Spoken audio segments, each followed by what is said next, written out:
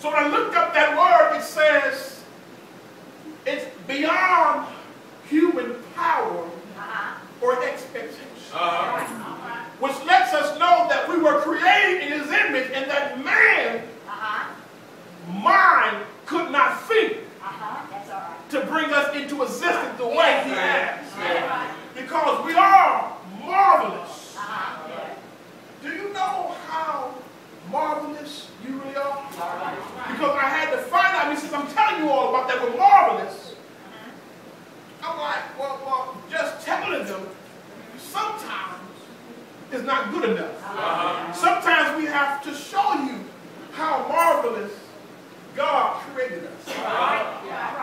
One thing that I learned about the human body and our creation is that when you sneeze, all of your bodily functions stop. Even your heart. So be careful about how many times you sneeze, because everything stops. Not only that, but the human brain weighs 3 pounds.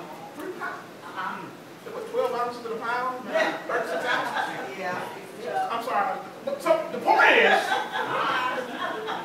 the brain only weighs 3 pounds. So be careful about giving somebody a piece of your mind, because all you have is a piece.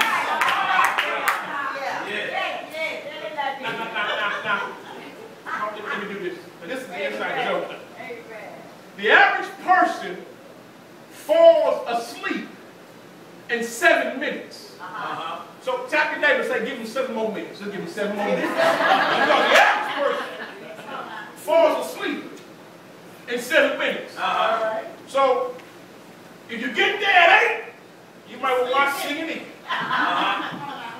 7 minutes is all you got. That's right. The average human, has 100,000 hair strands. The average human. That's why Matthew says that the very hairs of your head are numbered. The strongest, I'm just trying to show you how marvelous you were made. See it? The strongest muscle in your body is the tongue. Is that why the writer says death and life is in the power of the tongue?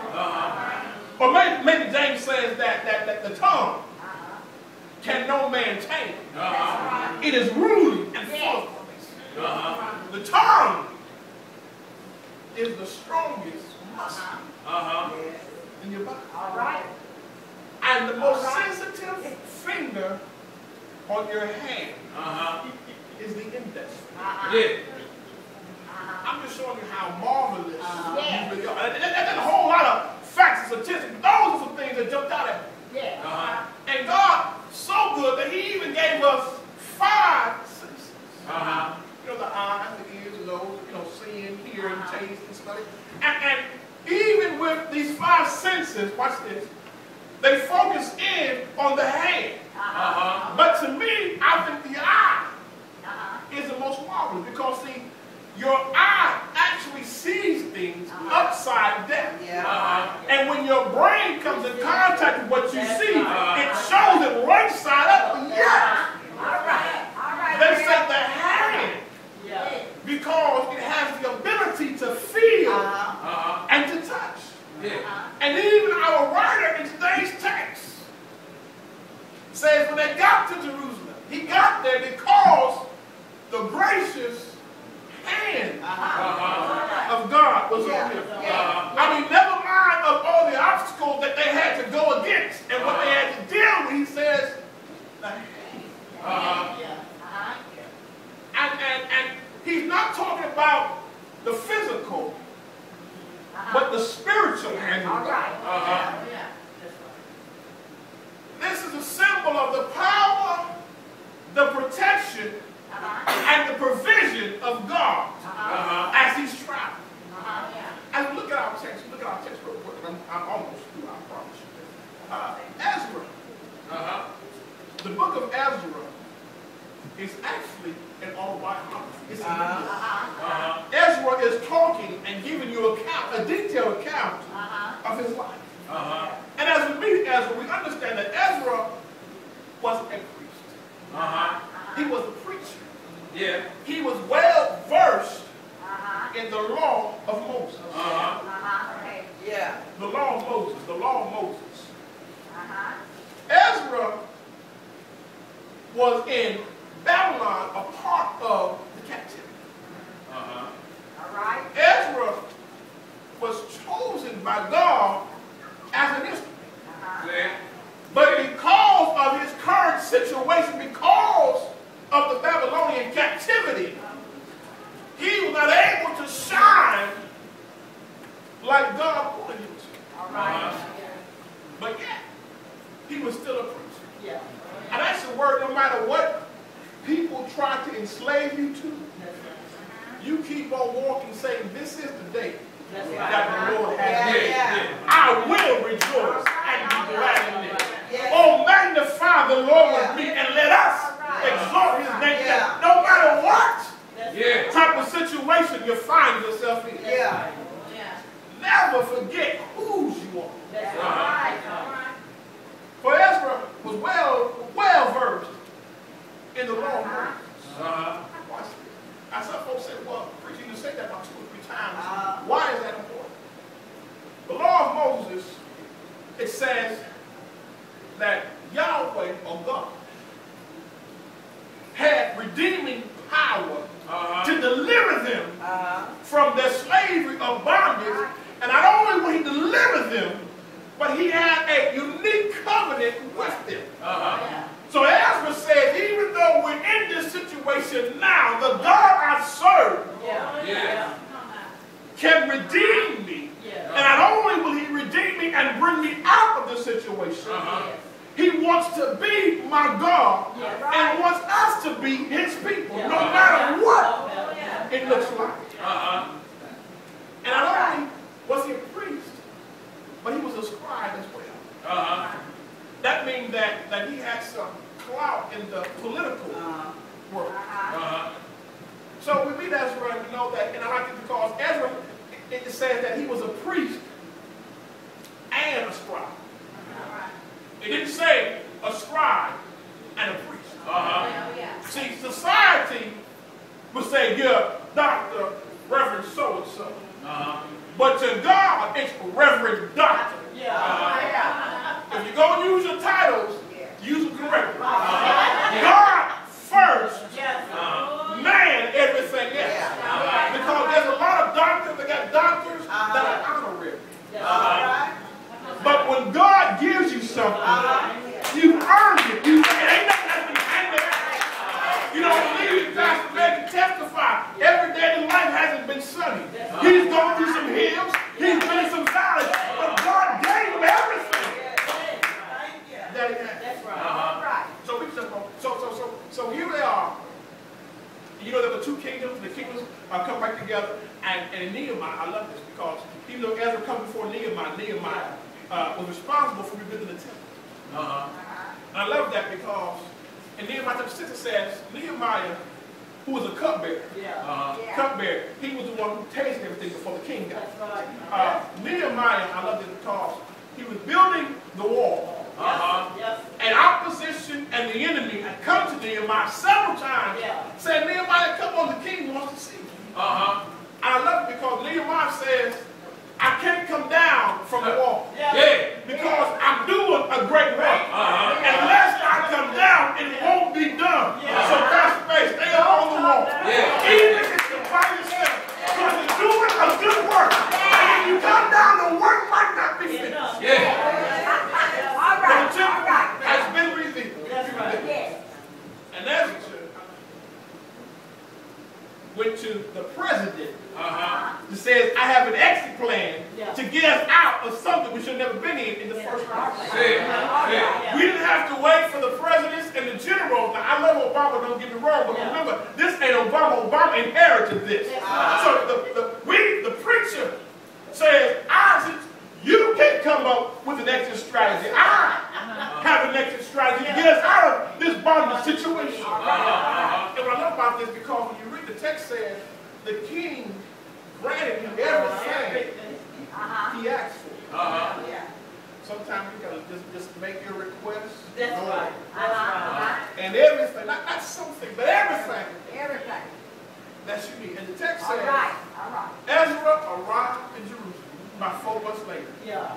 And he stopped to put paper to pen, and he says, for God's gracious hand. That's all That's right. for the God's gracious hand Yes. is upon you. Yes. When you're going through. I understand we live in 2010 and all this crazy stuff is going on, and you're saying, but how do I know? How can I know that God's gracious hand is upon you? It's real easy. After this, after I show y'all this, I will see how I can preach that something myself. And it's right there in this text. And I struggle with it. I struggle with it. But I left my wife. My wife said, just read what you see. And she said that, and I just read what I saw. I'm going to share these 3 things with y'all, and I'm going to get out the way. That's all right. Can you tell that the gracious hand of God is on you? First thing the text says, first thing is, God will bring you to a place of harmony. I received that in the text. Ezra chapter 7, I hope you get the Bibles open. Verse 8, it says, Ezra arrived in Jerusalem. That's it. Ezra arrived in Jerusalem. Okay, you just saying he's going to bring me to a place of harmony. And you tell me Ezra arrived? Ezra arrived. I mean, Ezra started off someplace and he got there. So, do you know that in your everyday life, the things that we go through, and oftentimes we just take it for granted from getting from place to place? Do you know how many accidents we saw from Dallas to Houston and while we were driving around Houston? Them folks didn't arrive. But the text, Ezra says, I arrived. And not only did I arrive, but I arrived in Jerusalem. Jerusalem is translated as a place of peace. A habitation of peace. What is peace? Peace is a place of mutual harmony. There's no arguing. There's no fussing. There's no more fighting. There's nothing but peace. So the first thing Ezra says is the reason I know God's gracious hand is on me because I arrived in a peaceful place. Second thing the text shows us, and I'm moving right along. Second thing the text shows us is that God will bring you out of a midst of confusion and give you a fresh new start. Right there, I brought this right to the text. All right.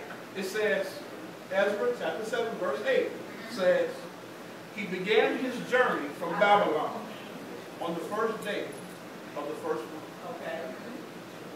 Where's confusion in that? Ezra just left. When you look at the word Babylon, Babylon is short for Babel. What is Babel? Babel is a state of confusion. So God brought them out of a state of confusion to a fresh new start. Preacher, how do you get that? Well, it says the first day of the first month. First day, first month. To us, that's January 1. To them, that was their new year.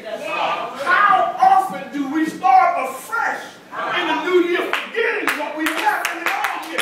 So God will bring us out of confusion and give you a fresh new start. In the gracious hand of God. That's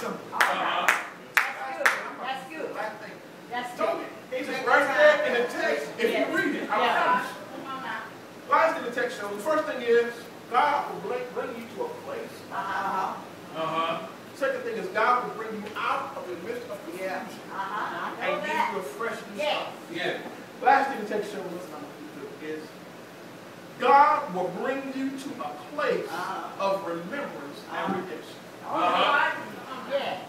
God will bring you to a place of remembrance and redemption. Yeah. It says right in the text. Now watch this. Ezra chapter 7, verse 8 says, Ezra arrived in Jerusalem. Right over. Drop down to verse number 8. It says, and he arrived in Jerusalem. Okay, but you already told us that Ezra, in the previous, not the previous chapter, the previous verse. Sometimes God has to remind us. Yes. Cause us to remember from whence he brought us. Yeah. And so he reminds them that they arrived in Jerusalem. They arrived in a place of mutual harmony. They arrived in a place of harmony. But you said, preacher, where does redemption come in? It says on the first day of the 5th month. Now, when you go home and Google this, you know I'm not just telling you. Google biblical numbers. And when you Google biblical numbers, the number 5 represents grace and redemption. So not only did he remind them where he brought them from, he gave them a fresh start, and he gave them some new grace. I don't know about you, the things that I've been through in my life. I thank God for the new grace. Because the Bible says every morning I wake up, he gives me brand new grace. I walk in the street and I walk in. I know I prayed God some of your mercies on yesterday. But this morning when I woke up, he gave me brand new mercies. So God will cause you to remember and gives you redemption. I don't know about you, but when I start to think about how good God is, where God has brought me from, I don't go and thank him for the redemption, but I can't help but to rejoice. Because I see his precious and his gracious hand over my life. Because he brought me through some things. And I can tell you, I'm not by myself. I was going through my Bible, and I'm reminded about the children down at the Red Sea with Pharaoh's army. It was nothing but God's gracious hand that parted the Red Sea. And it didn't stop there. There was a young shepherd boy by the name of David. Everybody called him a rock. But he went out to fight a giant. Nothing but a slingshot and a rock. And not only did he defeat the giant, but he took off the giant's head with the giant's sword. That's nothing but God's gracious hand. It didn't stop there. There was a young man by the name of Joseph who had some brothers who sold him into slavery. And he said, but you all meant it for evil. But God meant it for good. It didn't stop there. There was a man named Daniel who prayed faithfully every day. The decree came out from the king not to pray anymore. Daniel kept on praying. Found himself in the lion's den. And the lion didn't destroy him, but used him as a pillowcase. Didn't stop there. The 3 boys, Shadrach, Meshach, and Abednego, in a fiery furnace, thrown in there because it would not bow to the king. But it was nothing but the gracious hand of God. And then I flipped over to the New Testament, and I found out that Jesus, after teaching, there were 5,000 sitting down, and all they had was the young son's lunch. He said, bring it to me. And as he began to bless him, he broke it, and there, the feeding of the 5,000.